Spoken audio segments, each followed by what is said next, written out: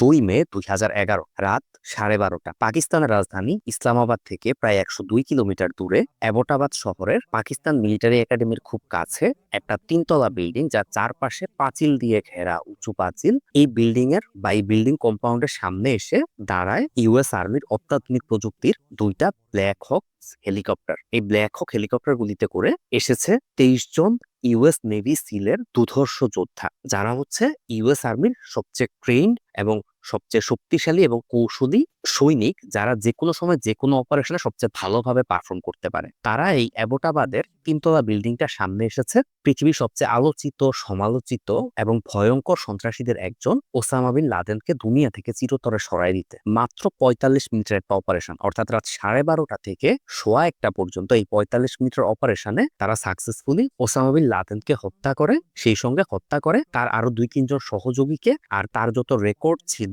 সকল কিছু নিয়ে এবং ওসামা বিন লাদেনের মৃতদেহ নিয়ে তারা হেলিকপ্টারে করে আবার পাকিস্তান থেকে আফগানিস্তানের জালালাবাদে আমেরিকান এয়ার ঘাঁটিতেও চলে যায়। মাত্র 45 মিনিটের একটা অপারেশন, কিন্তু এইটার পেছনে যে অবিশ্বাস্য সূক্ষ্ম এক পরিকল্পনা ছিল, যে মেটিকুলাস ডিজাইন ছিল, এটা এক কথায় অবিশ্বাস্য। বিশেষ করে 2007 থেকে 2011 এই 4 বছরে আমেরিকান গোয়েন্দা সংস্থা সিআইএ যে দক্ষতা এবং অবিশ্বাস্য সূক্ষ্ম পরিকল্পনার পরিচয় দিয়েছে, এটা আপনি কোনো গোয়েন্দা গল্প বা হলিউডের কোনো থ্রিল সিনেমা তো আপনি পাবেন না। এত সূক্ষ্ম এবং ভয়ঙ্কর এক পরিকল্পনা ছিল। তো আজকের ভিডিওতে আমি আপনাদেরকে সেই স্টোরিটাই বলবো, যে কিভাবে দীর্ঘ 1 দশক ধরে থাকা ওসামা বিন লাদেনকে ফাইনালি আমেরিকার সেনাবাহিনী এবং সিআইএ খুঁজে পায়, কিভাবে তাকে হত্যা করে। শুধু তাই না, এছাড়াও আমরা জানবো কিভাবে ওসামা বিন লাদেন এবং তার আল কায়দা গোষ্ঠীর উত্থান ঘটে, কেন এবং কিভাবে তারা আমেরিকার যে ওয়ার্ল্ড ট্রেড সেন্টার বা পেন্টাগনে হামলা করে, এবং এর সঙ্গে বিশ্ব রাজনীতি কিভাবে যুক্ত ছিল বিভিন্নভাবে, এবং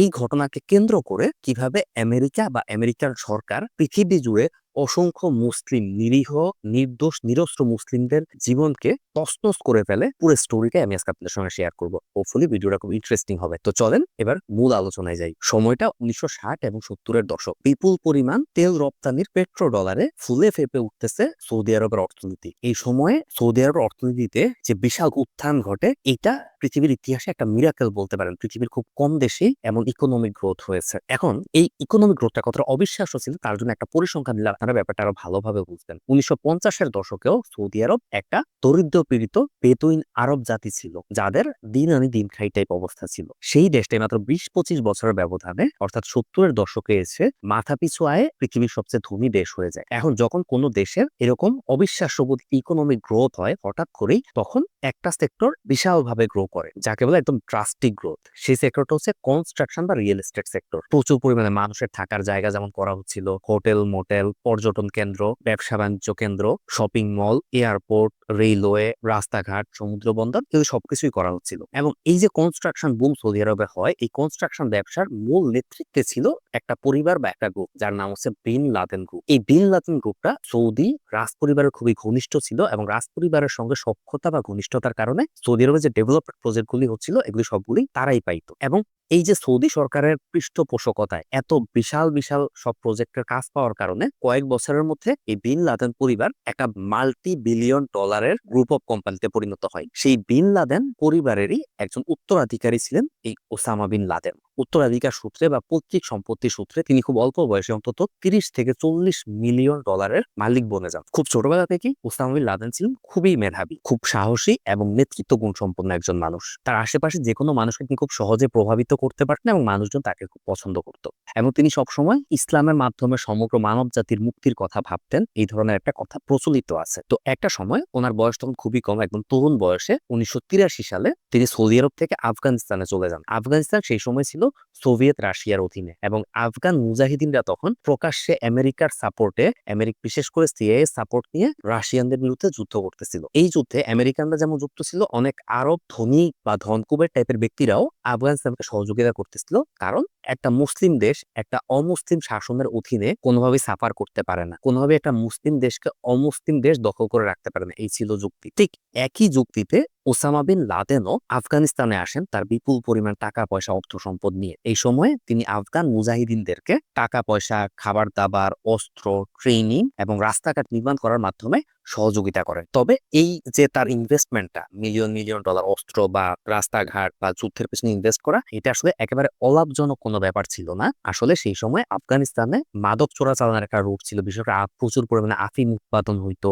এছাড়াও আফগানিস্তানের বিভিন্ন জায়গায় অনেক মূল্যবান ধাতব বা মণিমুক্তা, অনেক মূল্যবান পাথর পাওয়া যেত। এই জিনিসগুলি মধ্যপ্রাচ্যের রপ্তানি যে ব্যবসাটা, এই ব্যবসার একটা অংশ নিয়ন্ত্রণ করতেন ওসামা বিন লাদেন তাদেরকে সাহায্য করার বিনিময়ে। এর ফলে তিনি আরো অনেক বেশি পরিমাণ টাকা পয়সার মালিক হইতে থাকেন। এখন সৌদি আরবের ব্যাপারটা জানতো, আমেরিকাও জানতো, এবং লাদেনকে তখন সবাই পছন্দই করতো, কারণ তিনি আফগান মুজাহিদিনদেরকে সহযোগিতা করতেছেন। উনি আফগানিস্তানে অবস্থান করেন মোটামুটি 1983 থেকে 1990 পর্যন্ত। এর মধ্যে 1988 সালে তিনি আল কায়দা নামক একটা সংগঠন প্রতিষ্ঠা করেন। শুরুর দিকে এই আল কায়দার উদ্দেশ্য কিন্তু ভালো ছিল, সৎ ছিল। সেটা হচ্ছে পুরো পৃথিবী জুড়ে বিভিন্ন জায়গায় যে নির্যাতিত নিপীড়িত মুসলিমরা আছে তাদেরকে সহযোগিতা করা। এর মধ্যে 1989 সালে সোভিয়েত রাশিয়া ফাইনালি আফগান মুজাহিদিনদের সঙ্গে যুদ্ধে পরাজিত হয়ে আফগানিস্তান ছেড়ে চলে যায়। তারপর পরই অর্থাৎ 1990 সালে বিন লাদেন, ওসামা বিন লাদেনও আফগানিস্তান ছেড়ে সৌদি আরবে তার নিজ দেশে চলে যান, কারণ যুদ্ধ শেষ, তার সাহায্য সহযোগিতা করার সময়ও শেষ। 1990-তে সৌদি আরবে ফেরার পর উনি ছিলেন একজন সেলিব্রেটেড হিরো, কারণ তিনি একটা অমুসলিম দেশের কবল থেকে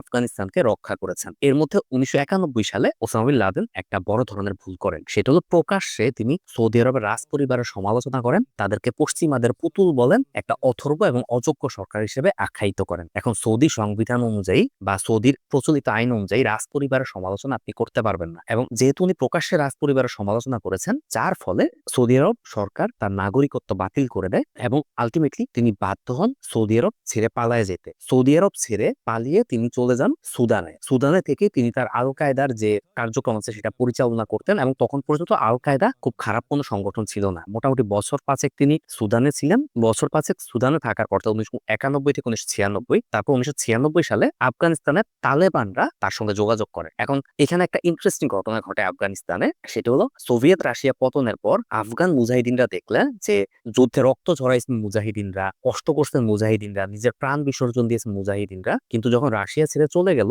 তখন ক্ষমতার সবকিছু কন্ট্রোল করতেছে আমেরিকানরা, আমেরিকার মতপুষ্ট কিছু আফগান এলিট শ্রেণীর লোকজন। এই জিনিসটা তারা পছন্দ করে নাই, এবং এতদিন যেমন সোভিয়েত রাশিয়ার বিরুদ্ধে যুদ্ধ করেছিল, এখন আবার আমেরিকার বিরুদ্ধে বা আমেরিকার যে সেবাদার যারা আছে তাদের বিরুদ্ধে যুদ্ধ করার জন্য এই আফগান মুজাহিদিনদের একটা অংশই আবার তালেবান তৈরি করে। এই তালেবানের বেশ কিছু উচ্চ পর্যায়ের নেতার সঙ্গে আগে থেকে ওসামা বিন লাদেনের খুব ভালো সম্পর্ক ছিল, যেহেতু তিনি দীর্ঘদিন আফগানিস্তানে ছিলেন। এর মধ্যে তালেবানদের যে প্রধান মোল্লা ওমর, তার আমন্ত্রণে একরকম সুদান থেকে তিনি আবার আফগানিস্তানে চলে যান, এবং আফগানিস্তানের তোরা বোরা যে পাহাড়ি অঞ্চল আছে ওখানে তিনি অবস্থান করা শুরু করেন এবং গোপনে তালিবানদের সঙ্গে মিলে আল কায়দা কার্যক্রম পরিচালনা করা শুরু করেন। তবে এই আফগানিস্তানে আসার পর তালিবানদের সংস্পর্শে এসে বলতে পারেন ওসামা বিন লাদেনের যে আল কায়দা সংগঠনটা ছিল তার পলিসি বা ফিলোসফিটা চেঞ্জ হয়ে যায়। এবার ওসামা বিন লাদেন অদ্ভুত ধরনের সব ফতোয়া দিতে থাকেন। তিনি বলেন যে আমেরিকানরা পৃথিবীর শত্রু, আমেরিকানরা মুসলিমদের শত্রু, পৃথিবীর যেই দেশে যেখানে আমেরিকানদের পাওয়া যাবে মেরে ফেলতে হবে, এই ধরনের কথাবার্তা। এখন এটা একটা ভয়ঙ্কর ব্যাপার, এটা উৎসাহিত করার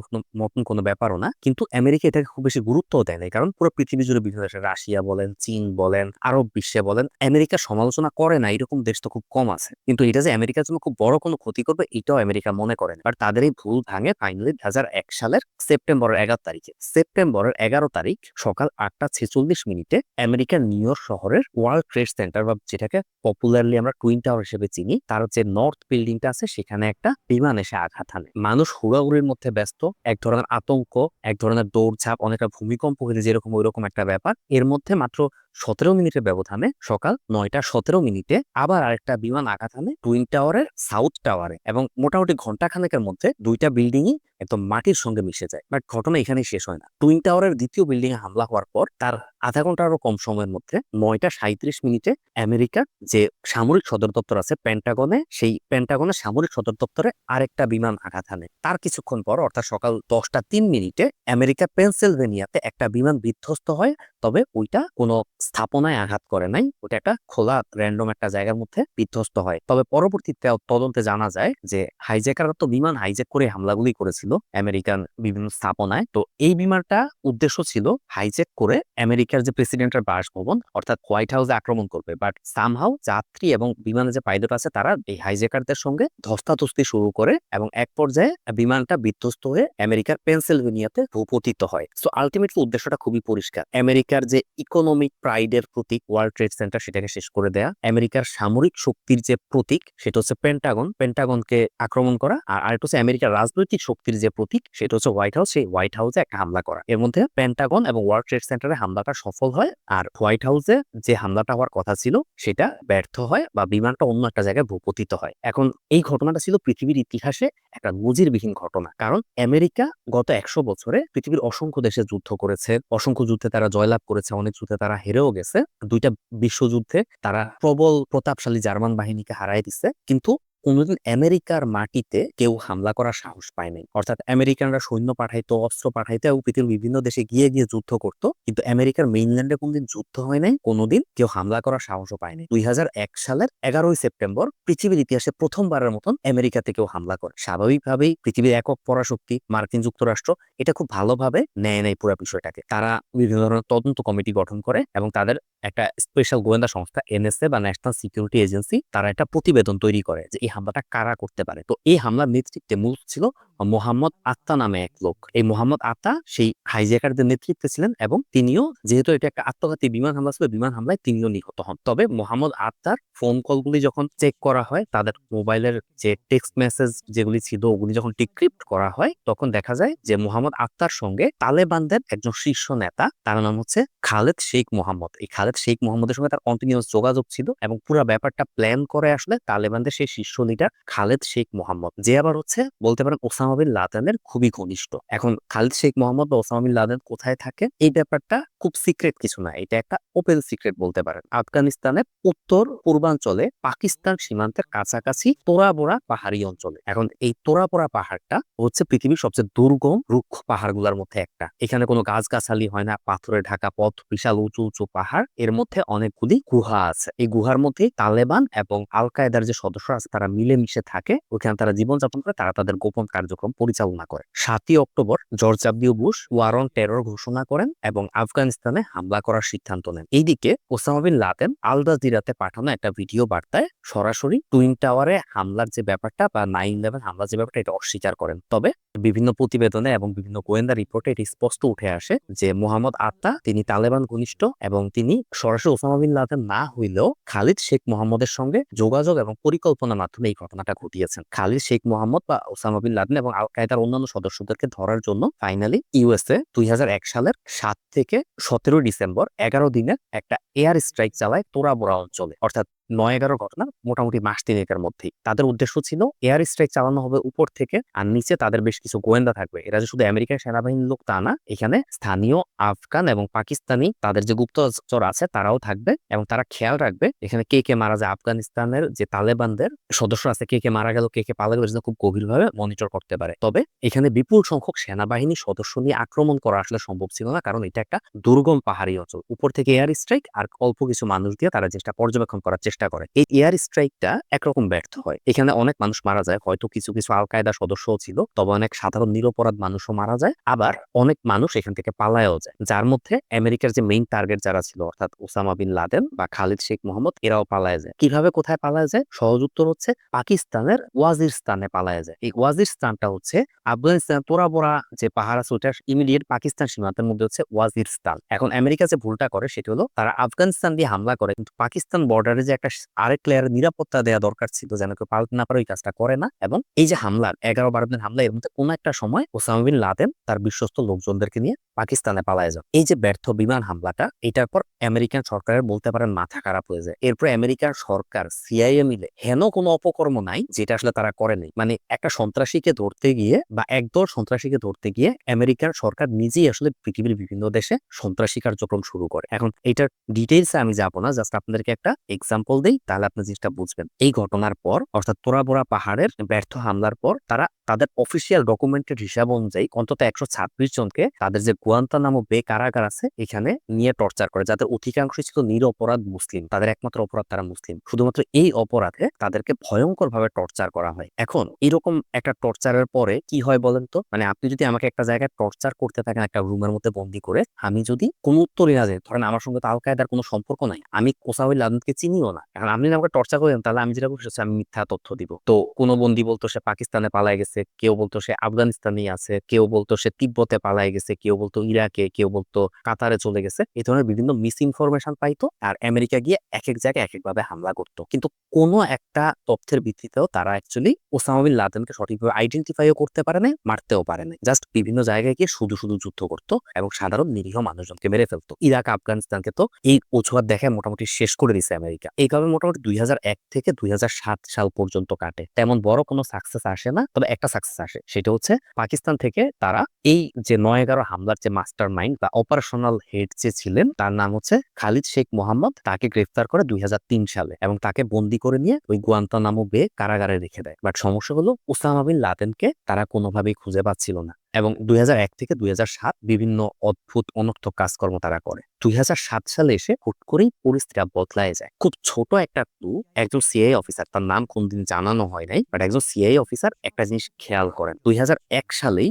আসলে ওসামা বিন লাদেনকে খুঁজে পাওয়া তাদের উচিত ছিল। ক্লুটা তারা 2001 সালেই পেয়ে গেছে। তাদের এই যে বিভিন্ন দেশে গিয়ে আক্রমণ করা এবং উৎপট উৎপট কার্যক্রম করা, এগুলির আসলে কোনো প্রয়োজন ছিল না। সেটা হচ্ছে এই যে তারা তোরা বোরা পাহাড়ে গিয়ে হামলা করলো, এই সময় তারা অনেক মানুষ মারা যায়, অনেক মানুষ পালায় যায়, আবার অনেক মানুষকে আল কায়দার সদস্য সন্দেহে গ্রেফতার করে গুয়ান্তানামো বে কারাগারও নিয়ে আসে। এইরকম একজন মানুষ ছিলেন মোহাম্মদ আল কাতানি। এই মোহাম্মদ আল কাতানি প্রথমে যখন রিমান্ডে তাকে নেওয়া হয়, সে আল কায়দার সঙ্গে তার সকল ধরনের সংশ্লিষ্টতাকে অস্বীকার করে। সে বলে যে তার অরিজিনাল বাড়ি হচ্ছে কাতারে এবং সে কাতার থেকে এখানে আসছে মূলত ঈগল পাখি শিকার করতে। তো যাই হোক, প্রথমে তার ফিঙ্গারপ্রিন্ট নেওয়া হয় এবং ফিঙ্গারপ্রিন্ট নেওয়ার পরে দেখা যায় যে সে আসলে মিথ্যা বলতেছে। মোহাম্মদ আল কাতানি 9/11 হামলার কিছুদিন আগে অর্থাৎ 2001 সালের অগাস্টে আমেরিকায় এন্ট্রি নেওয়ার চেষ্টা করে, আমেরিকান একটা এয়ারপোর্টে, এবং ওইখানে তার ফিঙ্গারপ্রিন্টটা পাওয়া যায়। এবং সে আসলে আমেরিকান মাটিতে প্রবেশ করতে পারে নাই, কারণ সে আসছিল একটা ট্যুরিস্ট ভিসায়, এবং ট্যুরিস্ট ভিসায় সাধারণত নিয়ম হচ্ছে আপনার যে ফ্রি এয়ার টিকিট আছে সেটাও দেখাইতে হয়। But say free air ticket না থাকার কারণে এয়ারপোর্ট থেকে তাকে রিজেক্ট করে দেওয়া হয় বা তাকে আমেরিকাতে ঢুকতে দেওয়া হয় নাই। আমেরিকানদের একটা ধারণা আছে যে যদি ফ্রি এয়ার টিকিট না থাকে তার মানে আপনি এখানে ঢুকে হয়তো বা ইলিগাল ইমিগ্রেট হয়ে যাবেন, আপনি দেশে ফেরত যাবেন না। এই সন্দেহে তাকে ফেরত পাঠানো হয়। এবং আরো অবাক করা ব্যাপার হচ্ছে যে সে এয়ারপোর্টে থাকা অবস্থায় এয়ারপোর্টের ফোন বুথ ইউজ করে একটা ফোন কল করে। কাকে করে বলেন তো? সে করে হচ্ছে এই 9/11 যে মাস্টার মাইন্ড অর্থাৎ খালিদ শেখ মোহাম্মদকে। তার সেই কল ডিক্রিপ্ট করা হয় এবং নেসেসারি ইনফরমেশন উদ্ধার করা হয় এবং ফাইনালি আসলে জানা যায় যে সে আসলে এই যে যারা হাইজ্যাক করতে চাচ্ছিল এই প্লেনগুলি ওয়ার্ল্ড ট্রেড সেন্টার বা অন্যান্য জায়গায় হামলা করার জন্য, এই হাইজ্যাকার ছিল টোটাল 19 জন। সে ছিল আসলে 20 নাম্বার হাইজ্যাকার, বাট সে আসলে আমেরিকার মাটিতে কখনো প্রবেশ করতেই পারে নাই। এই আল কাহতানি তার রিমান্ডের সময় কিছু ইনফরমেশন দেয়। সে বলে যে ওসামা বিন লাদেনকে খুঁজে বের করার একমাত্র উপায় হচ্ছে আবু আহমেদ আল কুয়েতি নামে একজন লোককে খুঁজে বের করা। কারণ ওসামা বিন লাদেন কোনো ফোন ইউজ করে না, কোনো ইন্টারনেট ইউজ করে না, কোনো ইলেকট্রনিক ডিভাইস ইউজ করে না, কারণ এটাতে তাকে ধরে ফেলাটা খুব সহজ হবে, তাকে ট্র্যাক করাটা সহজ হবে। তো সে যেটা করে, সে একজন হিউম্যান কোরিয়ার ইউজ করে যোগাযোগের জন্য অন্যান্য সদস্যদের সঙ্গে, এবং তার সবচেয়ে বিশ্বস্ত এবং কাছের ক্লোজ হিউম্যান কোরিয়ারটা হচ্ছে আবু আহমেদ আল কুয়েত। এখন সিআইএ কাছে সে আরো জানায় যে আবু আহমেদ আল কুয়েতি একজন কুয়েতি নাগরিক যে ওসামা বিন লাদেনের সঙ্গে খুব ক্লোজলি কাজ করে। কুয়েত সরকারকে এই বিষয়ে সিআইএ জানায় এবং কুয়েত সরকার জানায় যে এই নামে অ্যাকচুয়ালি কুয়েতের কোনো নাগরিকই নাই। এখন যদি আবু আহমেদ আল কুয়েতি নামে কেউ থেকেও থাকে, এটা আসলে তার ছদ্মনাম। পাকিস্তান আফগানিস্তানেও বিভিন্নভাবে চেষ্টা করা হয় আবু আহমেদ আল কুয়েতি নামে কেউ আছে নাকি খুঁজে বের করার। আলটিমেটলি দেখা গেল যে এটা আসলে খুঁজে পাওয়া যাচ্ছে না। শুধু তাই না, এই যে 2001 থেকে 2007 মধ্যে যে অসংখ্য বন্দীকে নির্যাতন নিপীড়ন করা হয়, রিমান্ডে নেওয়া হয়, এর মধ্যে আল কায়দার যে মাস্টার মাইন্ড 9/11 হামলা অর্থাৎ খালিদ শেখ মোহাম্মদ, তাকেও যখন জিজ্ঞেস করা হয় তখন এই প্রত্যেকেই তারা বলে যে আবু আহমেদ আল কুয়েতি নামে একজন লোক আছে, বাট সে আসলে অনেকটা ওসামা বিন লাদেনের কাজের লোকের মতন, সে আসলে সংগঠনের গুরুত্বপূর্ণ কেউ না, এই ধরনের একটা কথাবার্তা বলে। এবং নামটা তো একটা ফেক নাম, আলটিমেটলি তাকে কোথায় খুঁজবে? সো আমেরিকানরা তাকে বাতিলের খাতায় ফেলে দেয়। বাট সালে এসে কিছু একজন সিআইএ কর্মকর্তার মনে হয় আবু আহমেদ আল কুয়েতি এই নামটা প্রথম বলে মোহাম্মদ আল কাতানি। তারপর যতজন তালেবান সংশ্লিষ্ট মানুষজনকে এই বিষয়ে জিজ্ঞেস করা হয় প্রত্যেকেই কোন না কোনোভাবে এই কুয়েতিকে চেনে, বাট কাতানি ছাড়া বাকি সবাই বলছে যে সে তেমন গুরুত্বপূর্ণ কেউ না, সে কাজের লোক টাইপ, এবং অনেকে বলছে সে এখন আর ওসামা বিন লাদেনের সঙ্গে কাজ করেও না বা সে রিটায়ারমেন্টে চলে গেছে। হোয়াট ইফ যে কোরিয়ার অর্থাৎ আবু আহমেদ আল কুয়েতি সে আসলে এখন ওসামা বিন লাদেনের সঙ্গেই আছে, এবং কাতানি ছাড়া বাকি অ্যাকচুয়ালি সবাই মিথ্যা বলছে যেন আহমেদ আল কুয়েতিকে কেউ সন্দেহ না করে। ডটটা জাস্ট কানেক্ট করে আর কি সিআইএ এর সেই অফিসার। কানেক্ট করার পর এবার আবু আহমেদ আল কুয়েতিকে খোঁজার একটা পরিকল্পনা নেয় 2007 সালে, এবং বাকি যে সমস্ত জায়গায় তারা যুদ্ধ করতেছে এগুলি বন্ধ করে টোটাল মনোযোগটা দেয় আবু আহমেদ আল কুয়েতির দিকে। সমস্যা হচ্ছে আবু আহমেদ আল কুয়েতি এই নামটা ফেক, তার কোনো ছবি নাই, তার কোনো ফিঙ্গারপ্রিন্ট নাই, তার কোনো ডিএনএ স্যাম্পল নাই, সে কোথায় থাকে এটার কোনো লোকেশনও কেউ জানে না। এখন এরকম একটা মানুষকে আপনি কিভাবে খুঁজে বের করবেন? এখানে সিআইএ একটা গেমের মতন খেলে, সেটা হচ্ছে সাধারণত এই ধরনের যারা বড় বড় সন্ত্রাসীদের বা মাফিয়াদের গুপ্তচর থাকে তাদের কিছু কমন প্যাটার্ন আছে। যেমন তারা সীমান্তবর্তী অঞ্চলে, লাদেনের ক্ষেত্রে সেটা হচ্ছে পাকিস্তান আফগানিস্তান সীমান্ত অঞ্চলে সে নিয়মিত যাতায়াত করবে এবং বিভিন্ন মানুষজনের সঙ্গে যোগাযোগ করার চেষ্টা করবে, এবং তারা বেশিরভাগ সময় ফোন ইউজ করে না, তাদের ফোন বেশিরভাগ সময় বন্ধ থাকে, কিন্তু নির্দিষ্ট একটা সময়ে তাদের যে গুরুত্বপূর্ণ জায়গা যেখানে এসে তাদের একটা ফোন কল করা দরকার সেখানে এসে তারা ফোন কল করবে। এখন আফগানিস্তান পাকিস্তান সীমান্ত এমন একটা সীমান্ত, এখানে অনেকদিন ধরে অনেক শীর্ষ সন্ত্রাসী জঙ্গি তালেবানদের আস্তানা, এখানে এরকম অসংখ্য মানুষ আছে। এখন কয়টা ফোনকে আপনি ট্র্যাক করবেন? তারপরেও খুব সূক্ষ্মভাবে ওই পাকিস্তান আফগানিস্তান সীমান্তে যত ফোন কল হইতো সবগুলিকে ট্র্যাক করা হইতো, এবং সিআইএ এর কাছে একটা ইনফরমেশন ছিল যে ওসামা বিন লাদেনকে তালেবানরা সবসময় তার যে আল কায়দা সদস্য আছে তারা তাকে বলে দা টিচার। এখন তারা সূক্ষ্মভাবে বছরের পর বছরের কলগুলি বিশ্লেষণ করতে থাকে এবং তারা দেখতে থাকে কেউ কি তাকে তার টিচার বলে সম্বোধন করে কিনা। ফাইনালি একটা নাম্বার তাদের দৃষ্টিগোচর হয়, এই নাম্বারটা এই টিচার নামটা সম্বোধন করে। শুধু তাই না, সন্দেহভাজন যে তালেবানের সদস্যরা থাকতে পারে, যে আল কায়দা সদস্যরা থাকতে পারে, তাদের কিছু ফোন নাম্বারও আমেরিকা বা সিআইএ সংগ্রহ করে, এবং এই নাম্বারগুলির সঙ্গে সে নিয়মিত যোগাযোগ করে। এই একটা নির্দিষ্ট নাম্বার থেকে পাকিস্তান আফগানিস্তান সীমান্তে এসে সে যোগাযোগ করে, খুব সংক্ষেপে কিছু কথা বলে। অর্থাৎ আমরা যেমন একটা ফোন করলে হাই কেমন আছো, কেমন চলতেছে, ইমোশনাল একটা অ্যাটাচমেন্ট যেমন তৈরি হয়, শুভেচ্ছা বিনিময়, এই কাজগুলি কিন্তু সে করে না। সে খুব গুরুত্বপূর্ণ কিছু কথা বলে এবং অনেকটা সাংকেতিক ভাষায় কথা বলে যেন বোঝা না যায়, তারপরে সারাদিন এই ফোনটা অফ থাকে। এবং পাকিস্তান আফগানিস্তানের কিছু নির্দিষ্ট এরিয়াতে আসলে একটা নির্দিষ্ট টাওয়ার থেকে সিগন্যালটা সে পায় এবং কমিউনিকেট করে। এইভাবে 3 বছরের চেষ্টার পরে ফাইনালি এই নাম্বারটা সিআইএ ট্র্যাক করে, এবং করে পাকিস্তান সরকারের সহযোগিতা নিয়ে তার যে কথোপকথন এটা ভয়েসটা উদ্ধার করে। ভয়েসটা উদ্ধার করার পর এটা এবার সেই গুয়ান্তানামো বেতে নিয়ে মোহাম্মদ আল কাতানি, যে প্রথমবারের মতন এই আবু আহমেদ আল কুয়েতি সম্পর্কে ইনফরমেশন দিয়েছিল, তাকে শোনায়। বলে যে দেখো তুমি তো অ্যাটলিস্ট তার কণ্ঠস্বর তো শুনছো, তার সঙ্গে তো কথা বলছো, দেখো এই কণ্ঠস্বরটা মিলে কিনা। এবং কাতানি তখন নিশ্চিত করে যে হ্যাঁ এটা আবু আহমেদ আল কুয়েতির কণ্ঠস্বর। এটা আনুমানিক 2010 সালের জুন জুলাইয়ের ঘটনা। জুন জুলাইতে প্রথমবারের মতন আবু আহমেদ আল কুয়েতিকে আইডেন্টিফাই করে, কিন্তু সে আসলে ওই যে পাকিস্তানের বা আফগানিস্তানের সীমান্তে যে নির্জন এলাকায় আসে, এক একবার এক এক পথ ধরে আসে, এবং বের হয়ে সে কোথায় যায় এটা ট্র্যাক করা আসলে খুব কঠিন, এবং সরাসরি তার পেছনে গোয়েন্দা লাগানো যাচ্ছে না, তাই হয়তো সে ব্যাপারটা টের পেয়ে যাবে। তাই খুব সূক্ষ্মভাবে অনেক সময় নিয়ে আস্তে আস্তে আস্তে আস্তে তাকে ট্র্যাক করার চেষ্টা চলে। এখন এর মধ্যে সিআইএ এর কাছে একটা ইনফরমেশন ছিল যে আবু আহমেদ আল কুয়েতির একটা ভাই আছে, ভাইটার নাম আবরার, এবং এই ভাইটা তার সঙ্গে সঙ্গে থাকে। এই যে সে এখানে এসে ফোন কলগুলি করতো, তখন একজন কৌশলে তার ভাইকেও আইডেন্টিফাই করে তার সঙ্গেই আছে। এবার কৌশলে এই ভাই যে আবরার আছে তার ফোন কলও ট্র্যাক করা হয়। এখন আবু আহমেদ আল কুয়েতি খুব অল্প সময়ের জন্য ফোন ইউজ করে, জাস্ট যখন সীমান্তে আসে কারোর সঙ্গে যোগাযোগ করতে হয় তখন সে ফোন কল করে, তারপর আবার ফোন থেকে সিমটা খুলে রেখে দেয়, এই সিম আর ইউজ করে না। বাট তার যে ভাই আবরার সে আবার এত সতর্কতা অবলম্বন করে না, সে তার ফোন সবসময় খোলা রাখে এবং পাবলিকলি সে বিভিন্ন জায়গায় যাতায়াত করে। এবার আবরারকে ফলো করতে করতে আবু আহমেদ আল কুয়েতিকে খোঁজার চেষ্টা করা হয়। এরপর খুব বেশি সময় লাগে নাই, ফাইনালি মোটামুটি ডিসেম্বরের মতো, অর্থাৎ 2010 সালের ডিসেম্বরের দিকে আইডেন্টিফাই করে ফেলে যে এই দুই ভাই অ্যাকচুয়ালি কোথায় থাকে। তারা থাকে পাকিস্তানের রাজধানী ইসলামাবাদ থেকে 102 কিলোমিটার দূরে অ্যাবোটাবাদ শহরে, পাকিস্তান মিলিটারি একাডেমির খুব কাছে একটা 3 তলা বাড়ির ভিতরে। এখন তাদেরকে তো আইডেন্টিফাই করা হলো, এবার তাদের পেছনে পাকিস্তানি গুপ্তচর লাগাই দেয় সিআইএ, তাদের যে নিজস্ব গুপ্তচর আছে পাকিস্তানের ভিতরে তাদেরকে লাগাই দেয় এবং ফলো করতে বলে যে তারা কোথাও কি কোনোভাবে ওসামা বিন লাদেনের সঙ্গে মিট করে কিনা। খুব ক্লোজলি তাদেরকে ফলো করা হয় প্রায় 3-4 মাস ধরে। ফলো করতে করতে দেখা গেল তারা বিভিন্ন জায়গায় যায়, কিন্তু কোথাও ওসামা বিন লাদেন টাইপ কারোর সঙ্গে তো তারা দেখা করে না, কারোর সঙ্গে তো কথা বলে না। তখন সিআইএ এর মাথায় আসে হোয়াট ইফ যে 3 তলা বাড়ি অ্যাকচুয়ালি তারা সন্দেহ করতেছে এই দুই ভাইয়ের, অর্থাৎ আবু আহমেদ আল কুয়েতি এবং তার ভাই আবরারের, অ্যাকচুয়ালি এটার ভেতরেই ওসামা বিন লাদেনও থাকে। এই কারণে হয়তো ওসামা বিন লাদেনের সঙ্গে তাদের দেখা করার প্রয়োজন হয় না, বরং ওসামা বিন লাদেন যে বাণী দেয়, যে বার্তা দেয়, সেটা শুধু তারা বিভিন্ন জায়গায় ভিন্নভাবে ভাবে গিয়ে বিভিন্ন মানুষের কাছে পৌঁছায় দেয়। এবার আমেরিকা তাদের উচ্চ প্রযুক্তির স্যাটেলাইট ইউজ করে। এখন এখানে ড্রোন পাঠানোর একটা ব্যাপার ছিল, হয়তো সেটা করা যেত, তাহলে সহজে বাড়ির ভেতরে কি আছে আইডেন্টিফাই করা যেত, কিন্তু সেই ক্ষেত্রে ওসামা বিন লাদেন হয়তো বিষয়টা টের পেয়ে যেত বা তার লোকজন এটা টের পেয়ে যেত। তাই আকাশ থেকে স্যাটেলাইটের মাধ্যমে তাদের এই বাড়িকে পর্যবেক্ষণ করা হয়। খুবই শক্তিশালী স্যাটেলাইট, কিন্তু এই স্যাটেলাইট দিয়ে আসলে চেহারা দেখা যাচ্ছিল না, জাস্ট বোঝা যাচ্ছিল যে এই বাড়ি থেকে নিয়মিত যাতায়াত করে আবু আহমেদ আল কুয়েতি এবং তার ভাই আবরার। এই বাড়িতে বেশ কিছু মহিলা এবং শিশুও আছে, এবং এই বাড়ির যে প্রধান কর্তা খুব লম্বা একজন আছে, এবং ওসামা বিন লাদেনের হাইট কিন্তু 6 ফিট 4 ইঞ্চি, অর্থাৎ অনেক কিছু ওসামা বিন লাদেনের সঙ্গে মিলে, বাট নিশ্চিত হওয়া যাচ্ছে না। এখন এই বাড়ির ভেতরে কাউকে পাঠানো যাচ্ছে না, কারণ যদি একবার সন্দেহ করে যে কেউ এর সন্ধান পাইছে, ওসামা বিন লাদেন এখান থেকে পালায় যাবে। সো আলটিমেটলি 80 থেকে 90% শিওর যে এখানে ওসামা বিন লাদেন আছে।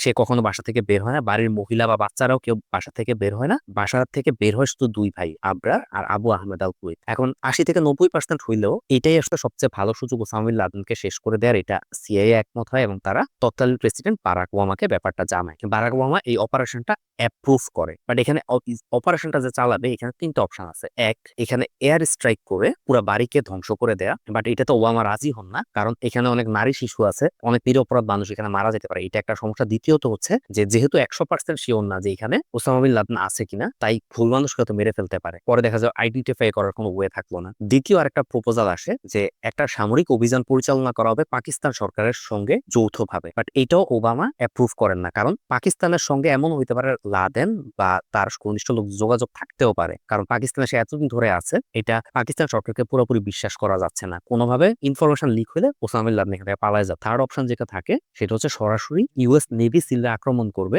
এবং ওসামা বিন লাদেনকে চিহ্নিত করে তাকে গুলি করে মারবে। এটা হচ্ছে সবচেয়ে বেস্ট ওয়ে। বাট এখানে একটা সমস্যা আছে, সেটা হলো পাকিস্তানের মাটিতে আমেরিকান সেনাবাহিনী তাদের হেলিকপ্টার বা বিমান নিয়ে কিভাবে যাবে, এটা তো পাকিস্তান সরকার কোনোভাবে মানবে না। বাট এখানেই হচ্ছে আমেরিকান পাওয়ারের একটা সবচেয়ে ভালো নমুনা আপনি পাবেন, সেটা হচ্ছে পাকিস্তানের যে এয়ার ডিফেন্স সিস্টেম, যেটার মাধ্যমে পাকিস্তান বাইরে থেকে আসা এয়ার ট্রাফিককে পাহারা দেয়, এটা আসলে আমেরিকা থেকে কেনা, এবং আমেরিকা জানে এটা দুর্বলতা। সুতরাং রাডার ভ্যাক করে কিভাবে হেলিকপ্টার নিয়ে আসতে হবে এটাও আমেরিকা জানতো। তো তারা তাদের অত্যাধুনিক প্রযুক্তির 4টা হেলিকপ্টার পাঠায়, 2টা হচ্ছে ব্ল্যাক হক হেলিকপ্টার। এই 2টা পাকিস্তানের সীমানা পাড়ি দিয়ে রাতের অন্ধকারে আফগানিস্তানের ইউএস নিয়ন্ত্রিত জালালাবাদ এয়ার বেস থেকে রওনা দেয়, এবং ফাইনালি আনুমানিক রাত 12:30টায়, অর্থাৎ 1.5 ঘন্টার ফ্লাইটের পরে এসে অ্যাবোটাবাদে পৌঁছায়। 2টা বিমান থামে অ্যাবোটাবাদের যে 3তলা বাড়িটা ছিল, যেটার মধ্যে ওসামা বিন লাদেন থাকতে পারেন, সেই বাড়ির সামনে। আর বাকি 2টা হচ্ছে অ্যাবোটাবাদের বাইরে ঘোরাফেরা করতেছিল, যে কোনো ইমার্জেন্সি প্রয়োজনে যেন হেল্প করতে পারে এই জন্য। এই 2টা হেলিকপ্টারে করে 23 জন